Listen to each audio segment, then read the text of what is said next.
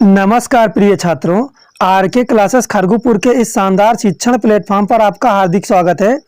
अगर आप इस वर्ष इंटरमीडिएट यूपी बोर्ड 2024 की परीक्षा देने जा रहे हैं तो यह वीडियो आपके लिए बहुत ही महत्वपूर्ण है।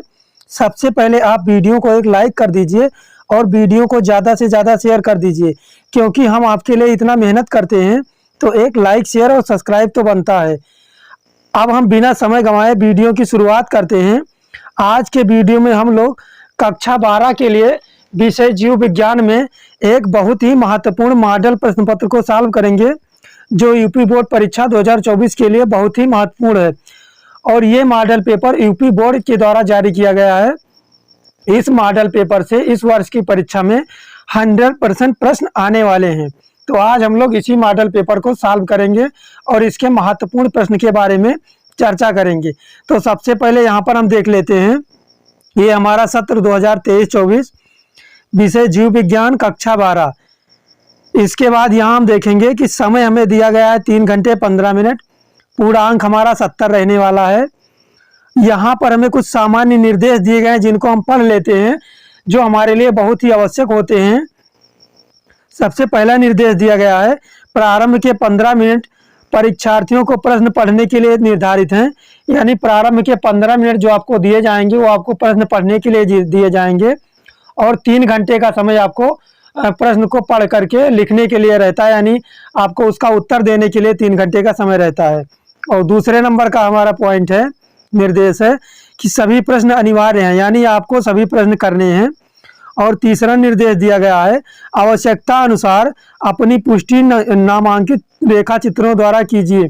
इसका कहने का मतलब है, यदि आप किसी प्रश्न का उत्तर दे रहे हैं और उसमें किसी प्रकार के चित्र बनाने की जरूरत है तो आप उसका चित्र बनाकर बेहतर ढंग से उसको प्रदर्शन करिए। उसके बाद चौथा निर्देश दिया गया है, सभी प्रश्नों के निर्धारित अंक उनके सम्मुख अंकित है। यानी आपको जो प्रश्न दिए जाएंगे उनके अंक जो हैं उनके सामने अंकित किए गए हैं।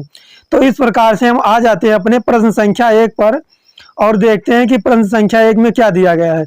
तो प्रश्न संख्या 1 में दिया गया है, सही विकल्प चुनकर अपनी उत्तर पुस्तिका में लिखिए। प्रश्न संख्या 1 कह रहा है, सही विकल्प चुनकर अपनी उत्तर पुस्तिका में लिखिए। तो प्रश्न संख्या 1 के का में दिया गया है, निम्नलिखित में से कौन सा भाग पुष्प नर जनन अंग का प्रतिनिधित्व करता है। तो इसमें सबसे पहला विकल्प दिया गया है पुमंग, और दूसरा है जायांग, और तीसरा विकल्प हमारा दिया गया है गुरु बीजाणुधानी, और चौथा विकल्प है परागकण। तो हमें इसमें से बताना है कि इसमें कौन सा विकल्प सही है। तो निम्नलिखित में से कौन सा भाग पुष्प नर जनन अंग का प्रतिनिधित्व करता है। तो इनमें से जो पुमंग है वो पुरुष नर जनन अंग का प्रतिनिधित्व करता है। तो प्रश्न संख्या 1 के का में हमारा पहले नंबर का विकल्प सही हो जाता है। इसके बाद हम आ जाते हैं प्रश्न संख्या 1 के खा में। प्रश्न संख्या 1 के खा में कह रहा है कि मनुष्य में संतान का लिंग निर्धारण कैसे होता है। विकल्प 1 में है माँ के लिंग गुणसूत्र से, और दूसरा है अंडाणु के माप से, और तीसरा है शुक्राणु के माप से, और चौथा है पिता के लिंग गुणसूत्र से। तो प्रश्न संख्या 1 के खा में हमारा चौथा विकल्प सही हो जाता है, क्योंकि मनुष्य में संतान का लिंग निर्धारण पिता के लिंग गुणसूत्र से होता है। इसके बाद प्रश्न संख्या 1 का गा है, जेनेटिक इंजीनियरिंग का उपयोग होता है। इसमें विकल्प दिया है, पहले में है चिकित्सा, दूसरे में है कृषि, तीसरे में है इन दोनों में, और चौथा दिया है इनमें से कोई नहीं। तो जेनेटिक इंजीनियरिंग का उपयोग जो होता है चिकित्सा में होता है और कृषि में होता है, दोनों में होता है। तो इस प्रकार से हम विकल्प नंबर 3 को चूज कर लेंगे, यानी इन दोनों में जेनेटिक इंजीनियरिंग का प्रयोग चिकित्सा में भी और कृषि में भी, यानी दोनों में होता है। इसके बाद हमारा आ जाता है प्रश्न संख्या 1 का घा। प्रश्न संख्या 1 के घा में दिया गया है, निम्नलिखित में से किसे भारत में जैव विविधता का तप्त स्थल समझा जाता है। सबसे पहला विकल्प है अरावली पर्वत, दूसरा है इंडो गंगेटिक मैदान, और तीसरा विकल्प दिया गया है पश्चिमी घाट, और चौथा विकल्प हमारा पूर्वी घाट। तो प्रश्न संख्या 1 के घा में हमारा तीसरा विकल्प सही हो जाता है। तीसरे विकल्प में दिया गया है पश्चिमी घाट, यानी निम्नलिखित में से किसे भारत में जैव विविधता का तप्त स्थल समझा जाता है। तो पश्चिमी घाट को जैव विविधता का तप्तस्थल समझा जाता है। तो इस प्रकार से हमारा प्रश्न संख्या 1 समाप्त होता है। इसके बाद हम आ जाते हैं प्रश्न संख्या 2 पर। प्रश्न संख्या 2 में हमें अति लघु उत्तरीय प्रश्न दिए गए हैं, जो कि एक एक नंबर के हैं, एक एक अंकों के ये अति लघु उत्तरीय प्रश्न दिए गए हैं और इसमें 5 प्रश्न दिए गए, हमें पांचों के उत्तर देने हैं। तो सबसे पहला प्रश्न है हमारा, क्लाइनफेल्टर एवं टर्नर सिंड्रोम में गुणसूत्रों की संख्या लिखिए। यानी हमारा प्रश्न संख्या का है, क्लाइनफेल्टर एवं टर्नर सिंड्रोम में गुणसूत्रों की संख्या लिखिए। तो हमें बताना है कि क्लाइनफेल्टर में और टर्नर सिंड्रोम में गुणसूत्रों की संख्या कितनी होती है। तो सबसे पहले हम बताते हैं कि क्लाइनफेल्टर में जो गुणसूत्रों की संख्या होती है वो 47 होती है, और टर्नर सिंड्रोम में, ये जो हमारा टर्नर सिंड्रोम होता है, इनमें गुणसूत्रों की संख्या 45 होती है। तो इस प्रकार से हमारा आंसर हो जाता है। इसके बाद हमारा दूसरा प्रश्न दिया गया है, यानी दूसरे का खा दिया गया है, नर जर्म कोशिकाएं दिया है। नर जर्म कोशिकाएं किस विभाजन द्वारा शुक्राणुओं का निर्माण करती हैं। तो इसमें हमें बताना है, ये 1 नंबर का प्रश्न है कि नर जर्म कोशिकाएं किस विभाजन द्वारा शुक्राणुओं का निर्माण करती हैं। तो नर जर्म कोशिकाएं अर्धसूत्री विभाजन द्वारा शुक्राणुओं का निर्माण करती हैं, ये हमारा आंसर हो जाएगा। इसके बाद हम आ जाते हैं प्रश्न संख्या 2 के गा में। प्रश्न संख्या 2 का गा हमारा दिया गया है, परागकण मात्र कोशिका में गुणसूत्रों की संख्या क्या होती है। परागकण मात्र कोशिका में गुणसूत्रों की संख्या क्या होती है। आप लोग हमारे साथ साथ ही प्रश्न को और आंसर को दोहराते रहिए ताकि आपको जल्दी से याद हो जाए। तो हमारा प्रश्न संख्या 2 का गा है, परागकण मात्र कोशिका में गुणसूत्रों की संख्या क्या होती है। तो परागकण मात्र कोशिका में गुणसूत्रों की संख्या द्विगुणित होती है। इस प्रकार से हम आंसर लिखेंगे, हम लिखेंगे परागकण मात्र कोशिका में गुणसूत्रों की संख्या क्या होती है, द्विगुणित होती है। इसके बाद हमारा प्रश्न संख्या 2 का घा आ जाता है। इसमें प्रश्न पूछ रहा है, उस एंजाइम का नाम लिखिए जो डीएनए अणु को खंडों में तोड़ देता है। तो हमें उस एंजाइम का नाम बताना है। तो उस एंजाइम का नाम क्या है, उस एंजाइम का नाम है रेस्ट्रिक्शन एंडोन्यूक्लियेज एंजाइम। रेस्ट्रिक्शन एंडोन्यूक्लियेज एंजाइम जो होता है वो डीएनए अणु को खंडों में तोड़ देता है। इसके बाद हमारा प्रश्न संख्या 2 का अंगा आ जाता है। 2 के अंगा में कह रहा है, समष्टि में परिकलित पिरामिड किस प्रकार के होते हैं। तो इसका आंसर हम इस प्रकार से लिखेंगे, हम लिखेंगे समष्टि में परिकलित पिरामिड उच्चतम आयु वर्ग की जनसंख्या जो आकार में सबसे कम होगी सबसे ऊपर प्रदर्शित होती है। इसी प्रकार बड़े आधार से क्रमशः ऊपर घटते आकार पर चलते हैं। ये हमारा इसका आंसर हो जाता है। इसके बाद हमारा प्रश्न संख्या 3 आ जाता है। प्रश्न संख्या 3 में लघु उत्तरीय प्रश्न दिया है। लघु उत्तरीय प्रश्न फर्स्ट, इसमें कह रहा है पक्षियों में लिंग निर्धारण को स्पष्ट कीजिए। ये प्रश्न हमारा 2 नंबर का है, तो हम पक्षियों में लिंग निर्धारण को स्पष्ट करेंगे। हम इसमें लिखेंगे पक्षियों के लिंग का निर्धारण सेक्स क्रोमोसोम जिसे जड़ से प्रदर्शित करते हैं की विरासत से होता है। पुरुष और जेड डब्ल्यू मादा एक या दोनों सेक्स गुणसूत्रों पर किए गए जीन भ्रूण के जीवन के दौरान यौन भेदभाव को नियंत्रित करते हैं, वृषण का निर्माण करते हैं। पुरुषों में जेड और मादा में अंडाशय जेड होता है।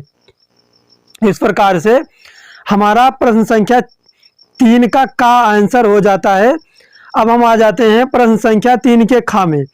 प्रश्न संख्या 3 के खा में कह रहा है वाटसन तथा क्रिक द्वारा प्रस्तुत डीएनए के द्विकुंडलित मॉडल का स्वच्छ नामांकित चित्र बनाइए। तो इसमें हम लोग क्या करेंगे, इसका स्वच्छ चित्र बना देंगे और उसका नाम लिख देंगे, तो हमें इसके 2 नंबर मिल जाएंगे। इसके बाद हमारा प्रश्न संख्या 3 का गा आ जाता है। प्रश्न संख्या 3 के गा में कह रहा है कि प्रतिरक्षा क्या है। तो इसका आंसर हम इस प्रकार से लिखेंगे, हम लिखेंगे प्रतिरक्षा एक जैविक प्रक्रिया है जो संक्रमण, बीमारी या अन्य अवांछित जैविक हमलावरों के लिए पर्याप्त जैविक रोग प्रतिरोध होने की स्थिति का वर्णन करती है। यही हमारी क्या कहलाती है?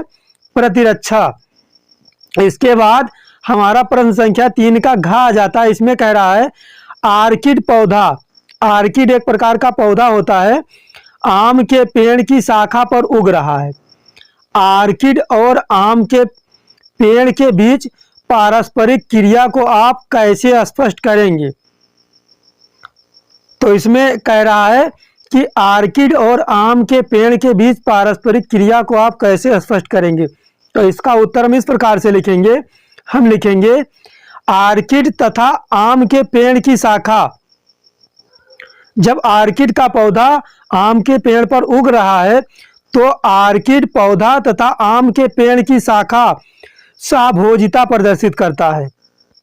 यह ऐसी पारस्परिक क्रिया है जिसमें एक जाति को लाभ होता है और दूसरी जाति को न लाभ होता है न हानि होती है। आम की शाखा पर अधिपादप के दौरान उगने वाले आर्किड को लाभ होता है, जबकि आम के पेड़ को इससे कोई लाभ नहीं होता और ना ही कोई हानि होता है। तो इस प्रकार से हमारा प्रश्न संख्या 3 का घ का आंसर हो जाता है। इसके बाद हमारा प्रश्न दिया है 3 का अंगा। 3 के अंगा में कह रहा है एक स्थलीय पारितंत्र में अपघटन चक्र का आरेखीय निरूपण कीजिए। यानी इसमें पारितंत्र में अपघटन चक्र का आरेखीय निरूपण करना है, यानी हमें इसमें चित्र बनाना है। तो आप लोग इसका चित्र बना लेंगे। ये प्रश्न यूपी बोर्ड परीक्षा 2024 की दृष्टि से बहुत ही महत्वपूर्ण है। आप लोग इस पर विशेष ध्यान दीजिएगा। इसका आप चित्र बनाने का प्रैक्टिस कर लीजिए, ये परीक्षा में आ सकता है। इसके बाद हमारा प्रश्न संख्या 4 आ जाता है। प्रश्न संख्या 4 में दिया गया है लघु उत्तरीय प्रश्न सेकेंड। ये हमें 3 अंकों के लिए दिया गया है। तो प्रश्न संख्या 4 के क में है लघु बीजार्धानी तथा गुरु बीजार्धानी के बीच कोई 3 अंतर स्पष्ट कीजिए। तो सबसे पहला अंतर हम लिखेंगे, हम इसमें लिखेंगे कि लघु बीजार्धानी द्विगुणित लघु बीजाणु मात्र कोशिका से अगुणित लघु बीजाणुओं अथवा परागकणों का निर्माण होता है, जबकि गुरु बीजार्धानी द्विगुणित गुरु बीजाणु कोशिका से अगुणित गुरु बीजाणुओं का निर्माण होता है। इसके बाद हम दूसरा अंतर लिखेंगे। हम लिखेंगे कि लघु बीजाणुधानी पराग कोश की परागधानी या लघु बीजाणुधानी में होता है, जबकि गुरु बीजाणुधानी बीजांड या गुरु बीजाणुधानी में होता है। और तीसरा अंतर हम इसमें लिखेंगे। हम लिखेंगे लघु बीजाणुधानी में अनेक लघु बीजाणु मात्र कोशिका होती है, जबकि गुरु बीजाणुधानी में प्रायः एकल गुरु बीजाणु मात्र कोशिका होती है। इस प्रकार से हमारा 4 के का आंसर हो जाता है। अब हम आ जाते हैं प्रश्न संख्या 4 के ख में। प्रश्न संख्या 4 के ख में कह रहा है हमारे समाज में लड़कियां पैदा होने पर दोष केवल महिलाओं को दिया जाता है, बताएं कि यह क्यों सही नहीं है। तो इसका आंसर हम इस प्रकार से लिखेंगे। हम लिखेंगे स्त्री के गुणसूत्र का स्वरूप यक्ष यक्ष है तथा पुरुष में यक्ष वाई होता है, इसलिए स्त्री द्वारा उत्पादित सभी अगुणित युग्मकों में यक्ष लिंग गुणसूत्र होते हैं, जबकि युग्मकों यानी शुक्राणुओं में लिंग गुणसूत्र या तो यक्ष या तो वाई होते हैं। इसलिए 50% शुक्राणु में यक्ष लिंग गुणसूत्र होते हैं और दूसरे 50% शुक्राणु में वाई लिंग गुणसूत्र होते हैं। इसलिए पुरुष एवं स्त्री सभी युग्मकों के संलयन के पश्चात युग्मनज में या तो यक्ष यक्ष या यक्ष वाई लिंग गुणसूत्र की संभावना होती है। यह इस बात पर निर्भर करेगा कि यक्ष या वाई लिंग गुणसूत्र वाले शुक्राणुओं में कौन सी अंडाणु का निषेचन करता है। जिस युग्मनज में यक्ष यक्ष गुणसूत्र होंगे वह मादा लड़की के रूप में, यानी वह एक मादा लड़की के रूप में, जबकि यक्ष वाई गुणसूत्र वाला युग्मनज पर शिशु यानी लड़का के रूप में विकसित होगा। इसी कारण वैज्ञानिक रूप से यह कथन सत्य है कि एक शिशु के लिंग का निर्धारण उसके पिता द्वारा होता है, अतः लड़कियों को जन्म देने का दोष महिलाओं को देना सर्वथा अनुचित है। यह बात, यह काम उचित नहीं है। तो इस प्रकार से हमारा आंसर हो जाता है। इसके बाद हमारा प्रश्न संख्या 4 का गा आ जाता है। प्रश्न संख्या 4 के गा में दिया है, एक संकर क्रॉस का उदाहरण लेते हुए मेंडल के प्रभाविता नियम की व्याख्या कीजिए। तो इस प्रश्न को आप लोग अच्छे से समझ लीजिए। इसका फिगर बना के आपको इसका आंसर लिखना रहेगा। तो इसमें हम आपको आंसर लिखना बता दे रहे हैं। इसमें हम लिखेंगे, एक ही लक्षण के लिए विपर्यासी पौधों के मध्य संकरण एक संकर क्रॉस कहलाता है। जैसे मटर के लंबे यानी लंबे दाने को हम कैपिटल टी व बौने दाने यानी बौने के लिए स्मॉल टी पौधों के मध्य कराया गया संकरण। यौवन पीढ़ी में सभी पौधे लंबे किंतु विषम युग्मजी होते हैं। विषम युग्मजी को हम कैपिटल टी और स्मॉल टी से प्रदर्शित करेंगे। यौवन पीढ़ी में लंबेपन के लिए उत्तरदायी कारक कैपिटल टी और बौनेपन के कारक हैं पर प्रभावी होता है। कारक अप्रभावी होता है, अतः यौवन पीढ़ी में उपस्थित होते हुए भी स्वयं को प्रकट नहीं कर पाता है। सभी यौवन पौधे लंबे होते हैं, अतः एक ही लक्षण को नियंत्रित करने वाले कारक युग्म में जब एक कारक दूसरे कारक पर प्रभावी होता है तो इसे ही मेंडल का प्रभाविता नियम कहते हैं। तो इस प्रकार से हमारा इसका आंसर हो जाता है और ये हमारा इसका फिगर हो जाता है। इसके बाद हम आ जाते हैं प्रश्न संख्या 4 के घ में। प्रश्न संख्या 4 के घ में कह रहा है, डीएनए कुंडलिनी की कौन सी विशेषता ने वाटसन व क्रिक को डीएनए प्रतिकृति के सेमी कंजर्वेटिव के रूप में विकसित करने में सहयोग किया। यानी कह रहा है कि डीएनए कुंडलिनी की कौन सी विशेषता ने वाटसन व क्रिक को डीएनए प्रतिकृति के सेमी कंजर्वेटिव रूप को कल्पित करने में सहयोग किया। तो इसका आंसर हम इस प्रकार से लिखेंगे। हम लिखेंगे, वाटसन व क्रिक ने डीएनए का द्विकुंडली मॉडल दिया। इस मॉडल की मुख्य विशेषता पॉलीन्यूक्लियोटाइड श्रृंखलाओं के बीच युग्मन का होना था। पॉलीन्यूक्लियोटाइड श्रृंखलाओं में क्षार युग्मन ही एक ऐसी विशेषता थी जिसे वाटसन व क्रिक को डीएनए प्रतिकृति के सेमी कंजर्वेटिव रूप को कल्पित करने में सहयोग किया था। क्षार युग्मन के इसी गुण के आधार पर श्रृंखलाएं एक दूसरे की पूरक बनती हैं, अर्थात एक डीएनए रज्जु में क्षार अनुक्रम पता होने पर दूसरे रज्जु के क्षार युग्मन को ज्ञात किया जा सकता था। तो इस प्रकार से हमारा इसका आंसर हो जाता है और इसके हमें 3 अंक प्राप्त हो जाएंगे। इसके बाद हम आगे बढ़ेंगे तो यहाँ पर हमें प्रश्न संख्या 5 आ जाता है। प्रश्न संख्या 5 में दिया गया है, मलेरिया परजीवी के जीवन चक्र का स्वच्छ एवं नामांकित चित्र बनाइए। तो प्रश्न संख्या 5 के का में हमें मलेरिया परजीवी के जीवन चक्र का स्वच्छ एवं नामांकित चित्र बनाना है। तो आप लोग इसका चित्र बनाने का प्रैक्टिस कर लीजिए, ये बोर्ड परीक्षा की दृष्टि से बहुत ही महत्वपूर्ण है। इसके बाद हमारा प्रश्न संख्या 5 के खा में दिया गया है। इसमें कह रहा है, जैविकी यानी जीव विज्ञान के अध्ययन ने संक्रामक रोगों को नियंत्रित करने में किस प्रकार हमारी सहायता की है। तो इसका हमें आंसर लिखना है। तो इसका आंसर हम लिखेंगे जीव विज्ञान में प्रगति से हमें संक्रामक रोगों से निपटने के लिए कारगर हथियार मिल गए हैं। टीका के रूप में प्रतिरक्षीकरण कार्यक्रमों से चेचक, डिप्थीरिया, न्यूमोनिया और टिटनेस जैसे अनेक संक्रामक रोगों को काफी हद तक नियंत्रित कर लिया गया है। जैव प्रौद्योगिकी के उपयोग से नए नए और अधिक सुरक्षित वैक्सीन बनाए जा रहे हैं।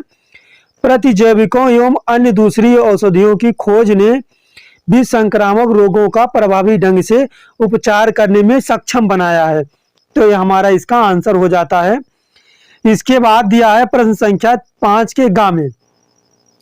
5 के ग में कह रहा है कि जैव उर्वरक किस प्रकार से मृदा की उर्वरता को बढ़ाते हैं।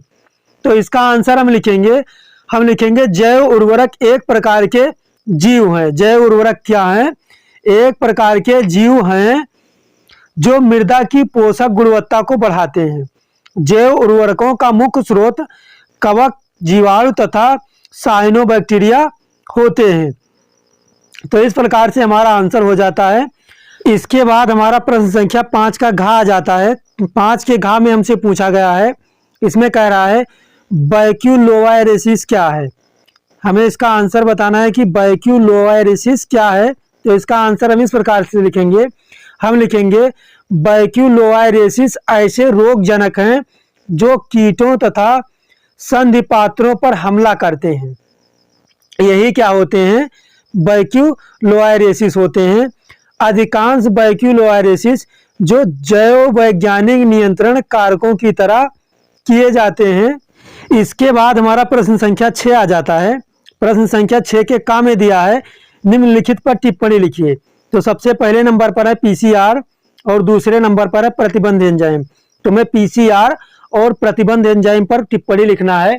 तो हम पीसीआर पर सबसे पहले टिप्पणी लिखेंगे। हम इसमें लिखेंगे पीसीआर का अर्थ है पॉलीमरेज श्रृंखला अभिक्रिया। इस अभिक्रिया में उपकर्मों के दो समुच्चयों व डीएनए पॉलीमरेज एंजाइम का उपयोग करते हुए पात्रों विधि द्वारा उपयोगी जीन के कई प्रकृतियों का संश्लेषण होता है। यह एंजाइम डीएनए को टेम्पलेट के रूप में काम में लेकर अभिक्रिया से मिलने वाले न्यूक्लियोटाइडों का उपयोग करते हुए उपकर्मों को विस्तृत करता है। यदि डीएनए प्रकृतियन प्रक्रम कई बार दोहराता है तब डीएनए खंड को लगभग 1 अरब गुना प्रवर्धित किया जा सकता है। तो इस प्रकार से हमारा आंसर हो जाता है। और दूसरा हमें किस पर टिप्पणी लिखना है? प्रतिबंध एंजाइम पर। तो प्रतिबंध एंजाइम पर हम इस प्रकार से टिप्पणी लिखेंगे। हम इसमें लिखेंगे आणविक कैंची कहे जाने वाले प्रतिबंध एंजाइम से डीएनए को विशिष्ट जगहों पर काटना संभव हो सका। कटे हुए डीएनए के भाग को प्लामिड डीएनए से जोड़ा जाता है। तो इसका हमारा ये आंसर हो जाता है। इसके बाद हमारा प्रश्न संख्या 6 का ख आ जाता है। इसमें कह रहा है कि जैव प्रौद्योगिकी का कृषि क्षेत्र में क्या उपयोग है। तो जैव प्रौद्योगिकी का कृषि क्षेत्र में उपयोग है कृषि उत्पादन को बढ़ाना। कृषि उत्पादन को बढ़ाना हम हेडिंग दे देंगे। इसमें लिखेंगे हैं जैव प्रौद्योगिकी का उपयोग करके विकसित नई फसलों में पारंपरिक प्रजातियों की तुलना में प्रति क्षेत्र अधिक उत्पादन की क्षमता है। इसका अर्थ है कि छोटी छोटी जोत से अधिक उत्पादन और साथ में मुनाफे में वृद्धि। इसके बाद हमारा प्रश्न संख्या 6 का ग आ जाता है। इसमें कह रहा है कि परजीवी जंतु से आप क्या समझते हैं। यहाँ पे परजीवी दिया है, उसको परजीवी है वो, कि परजीवी जंतु से आप क्या समझते हैं, कोई एक उदाहरण दीजिए।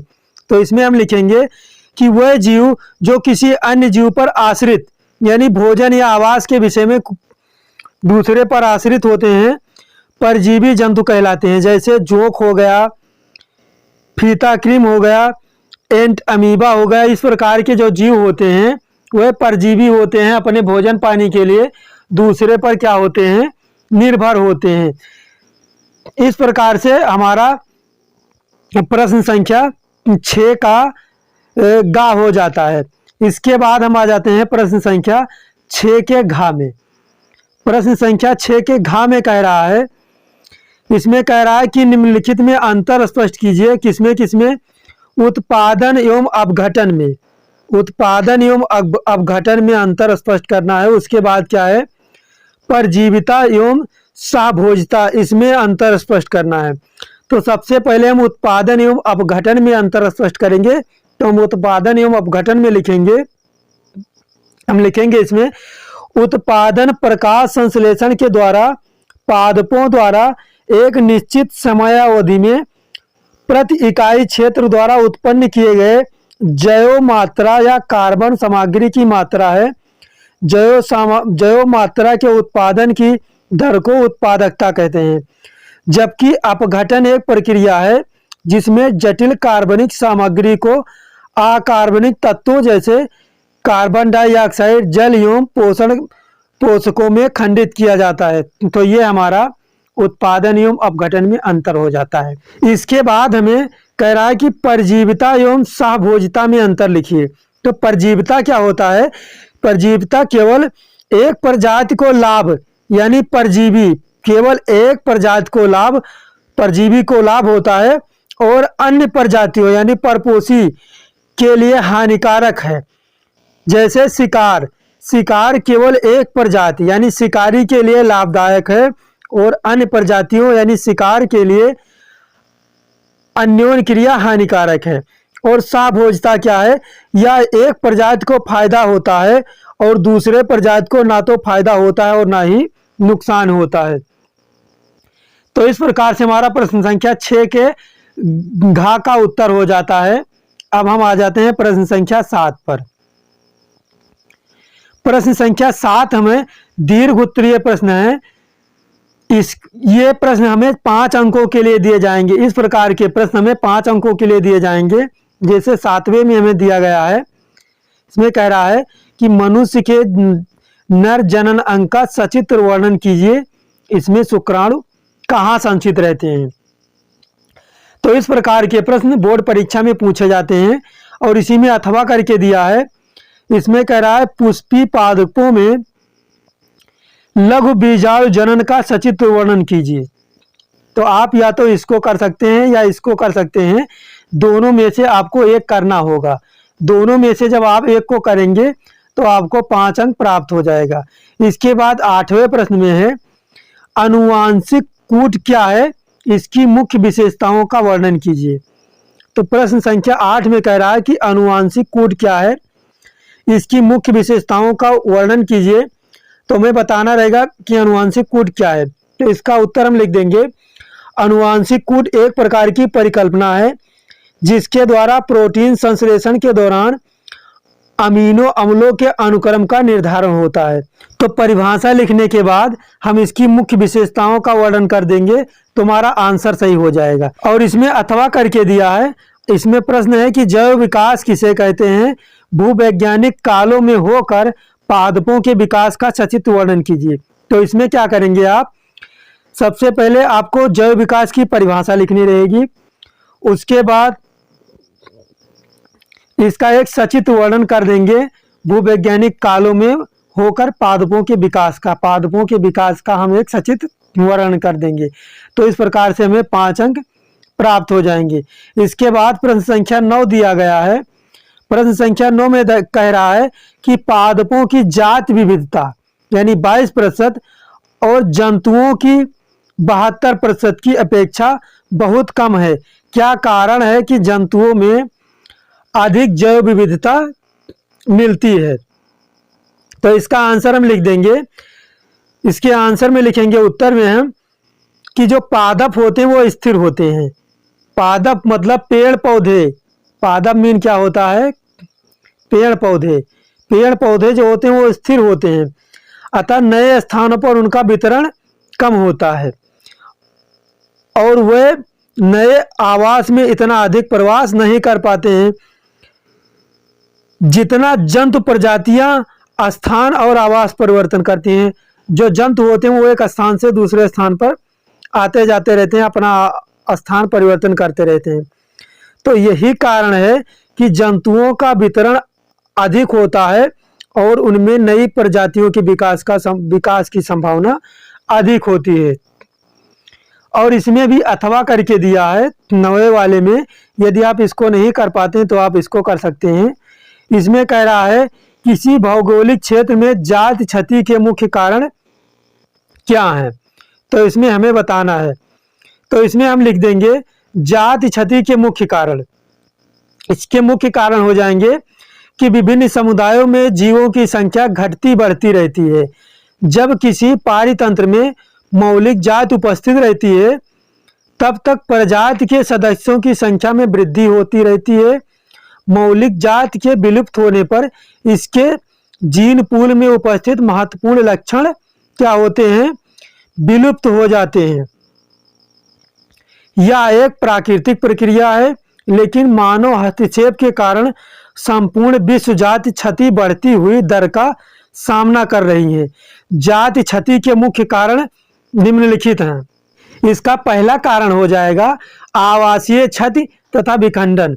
मानवीय हस्तक्षेप के कारण इसमें हम लिखेंगे कि मानवीय हस्तक्षेप के कारण जीवों के प्राकृतिक आवासों का नाश हुआ, जिसके कारण जातियों का विनाश गत 150 वर्षों में अत्यधिक तीव्र गति से हुआ। मानव हितों के कारण औद्योगिक क्षेत्रों, कृषि क्षेत्रों, आवासीय क्षेत्रों में निरंतर क्या हुई? वृद्धि हुई, निरंतर वृद्धि हुई, जिससे वनों का क्षेत्रफल 18% से घटकर लगभग 9% रह गया। आवासीय क्षति जंतु व पौधों के विलुप्तीकरण का मुख्य कारण है।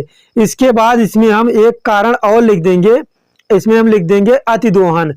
अतिदोहन में हम लिखेंगे मानव हमेशा से भोजन तथा आवास के लिए प्रकृति पर निर्भर रहा, परंतु लालच के वशीभूत होकर मानव प्राकृतिक संपदा का अत्यधिक दोहन कर रहा है, जिसके कारण बहुत सी जातियां विलुप्त हो रही हैं। अतिदोहन के कारण गत 500 वर्षों से अनेक जातियां विलुप्त हो गई। अनेक समुद्री मछलियों की प्रजातियां शिकार के कारण कम होती जा रही हैं, जिसके कारण व्यावसायिक महत्व की अनेक जातियां खतरे में हैं। तो इस प्रकार से हम इन सभी प्रश्नों का उत्तर देंगे और हमने आपको पूरे मॉडल प्रश्न पत्र को समझा दिया है कि किस प्रकार से हम इसका आंसर करेंगे। तो आप लोग इस वीडियो को एक बार 2 बार देख लीजिए और वीडियो को ज़्यादा से ज़्यादा शेयर कर दीजिए, ताकि अधिक से अधिक मात्रा में छात्रों के पास ये वीडियो पहुंच सके और सबको पता चल सके कि जीव विज्ञान का पेपर किस प्रकार से आने वाला है। तो इसी प्रकार की इंफॉर्मेटिव वीडियो के लिए आप हमारे चैनल पर विजिट करते रहिए। यदि आप हमारे वीडियो पर पहली बार आ रहे हैं तो आप हमारे चैनल को सब्सक्राइब कर लीजिए और बेल नोटिफिकेशन को ऑन कर दीजिए, जिससे हम जब भी वीडियो अपलोड करें तो आपको इससे रिलेटेड जानकारी सबसे पहले प्राप्त हो सके। इसके बाद हम आपसे मिलते हैं नेक्स्ट वीडियो में। आप सभी को बहुत सारा धन्यवाद।